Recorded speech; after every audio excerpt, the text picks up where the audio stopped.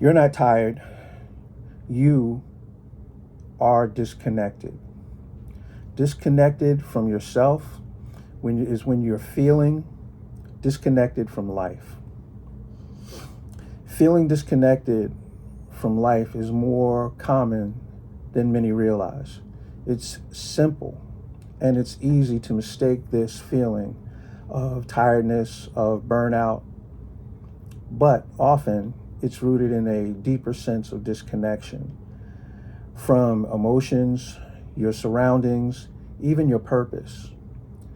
So, what I'd like to do is explore some of the ways that disconnection can be remedied and that we can address this disconnection. So, ways to reconnect with yourself and regain a sense of balance and meaning in your life as we move forward. Now, understanding disconnection. Disconnection can feel like a fog that dulls your senses and drains your energy. It's not just a physical exhaustion, but a mental exhaustion and a mental gap, an emotional gap, where you feel out of sync with your own life. This can happen after a prolonged stress, a life-changing event or major life-changing event, or even a subtle shift in your daily routine.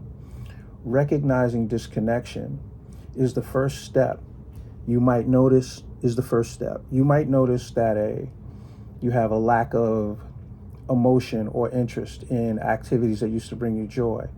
You may have a feeling of being numb or emotionally flat, difficulty focusing and making decisions, a sense of being on autopilot, going through the motions without really feeling present. I think all of us have had a time where let's say you're driving and you're going from, let's say, New York to Virginia. And as you're driving, you're just driving along, you're obeying the traffic signs, maybe you speed a little bit, maybe you stay within the speed limit, get through the tolls, all of that stuff.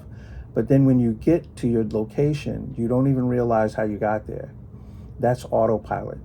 That's where your instincts just took over, and what you were doing, you just went with the motion. You flew with the traffic.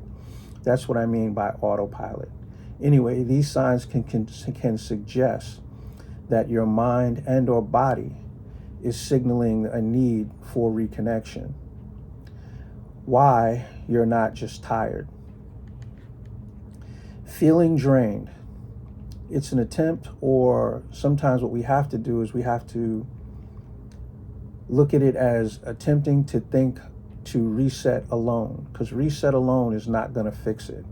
And you're not alone. A lot of people try to reset and they have a problem doing it. Why? Because they're using the same old routines that usually got them where they were.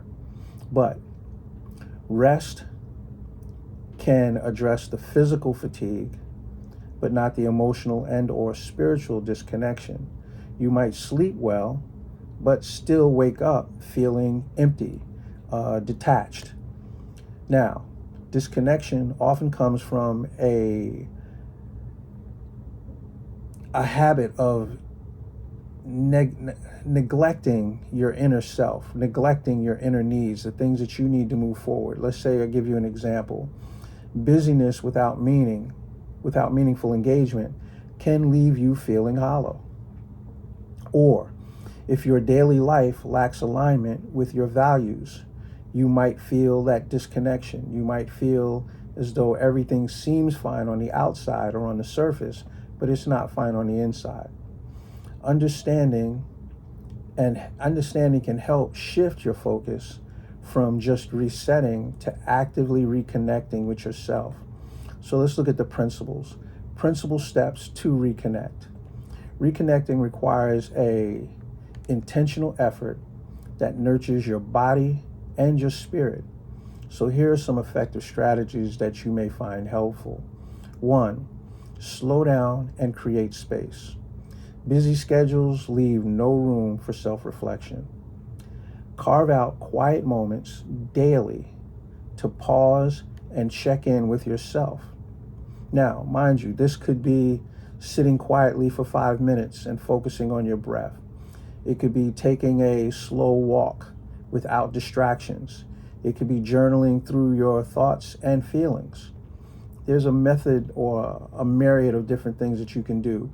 Find the thing that makes you feel as though you can kind of grasp back who you want to be, and then get you back on that path to where you want to go. All right. Number 2 would be engaging your senses. You want to engage your senses so that your sensory experiences ground you in the present moment. So let's try these activities that can waken your senses. Listen to calming music and or nature. All right. Cook a meal with fresh ingredients and savor the flavor. That's another thing. A lot of us go out and we go out to eat, and what do? We buy soda or other drinks that they're going to eat cake with our food. Well, that dilutes the flavor of whatever it is that you're eating. You know, like with me, I get water. Whenever I go to dinner, lunch, or anything like that, I always ask for 2 glasses of water. That water allows me to, because it doesn't have a taste, it allows me to enjoy the food, to enjoy the flavor, to enjoy the smells and the texture of what's in front of me, which leads me to another thing. Spend time outdoors and notice the colors, smells, and or textures that are around you. All right. These simple acts reconnect you to your environment and your body. Number 3, revisit your passions. Disconnection often dulls your enthusiasm for life. Re-engage with hobbies and or interests that once brought you joy. Even if motivation feels low, start small, and starting small can actually reconnect and reignite your spark. For example, if you're used to enjoy painting, set 10 minutes aside and do some sketching. You know, if you like reading, pick up a book that excites you and read it a few minutes a day. Eventually, you'll be done with that book, and you'll have the satisfaction of the fact that you've finished that particular book and gone back to getting the enjoyment that you used to have.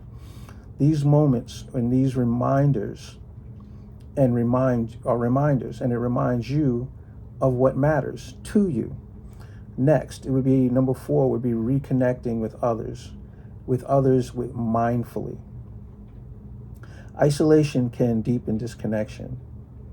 Reach out to friends who support and understand you. Choose meaningful interactions over superficial ones. A lot of us get on, a lot of different social media platforms, and we scroll, but we don't really connect. Or we listen to stuff that's negative Ned and negative Nelly. That stuff doesn't serve you. It doesn't help you. All right. So you want to try to share your feelings with trusted friends and or join groups with interesting things to share. Genuine connection helps you feel seen and valued. Number 5 would be practice self-compassion. Disconnection can be self-criticism or frustration, or being self-criticism and or frustration. Trust yourself with kindness instead of criticism and or frustration over something that you may have done or something that may not have been perfect. Perfect doesn't really exist. Moving forward does. Acknowledge that feeling of disconnected, and then let me go back. Acknowledge the feelings of disconnection. It's actually natural. It's a natural experience for people to feel disconnected every now and then.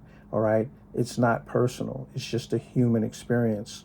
It's not failure, or it's not personal failure. Another thing you can do is use affirmations and gentle reminders like, it's okay to feel this way, or I'm not doing my best. Compassion creates a safe space for healing. Give yourself some compassion. All right. Understand that nobody's perfect. And again, what you see on social media, what you see on TV, that's not real. That's somebody fitting the script. That's somebody trying to, they got 5,000 takes to do that. They got to edit it. They got to do all of these different things. They got to put on makeup, all of these things to look perfect. All right. And of course with AI. Also, build long-term connections. Reconnection is not a one-time fix. It's an ongoing process.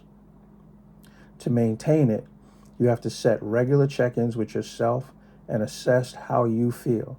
You have to adjust your routine and activities that nourish you. You need to stay curious about changes, your needs, and your desires. You need to seek support if you're feeling disconnected. And if you're really feeling disconnected or that continues, then you should seek professional help to help you to deal with whatever it is that you're dealing with. Ladies and gentlemen, we all get older. We all have different things that happen to us. Life is not perfect. We have to adjust as we go. So by making reconnection a priority and building resilience and love for yourself, you can move forward. And of course, listen. Sometimes when people give you advice, you should listen. You take what you can use and you throw away what you can. Anyway, if this was something that helped you, please share or like, share, and follow with other people. And if you would like us to help you, please give us a look at www.mrzinspires.com. We'd love to talk with you and we'd love to work with you. Take care and have a great day.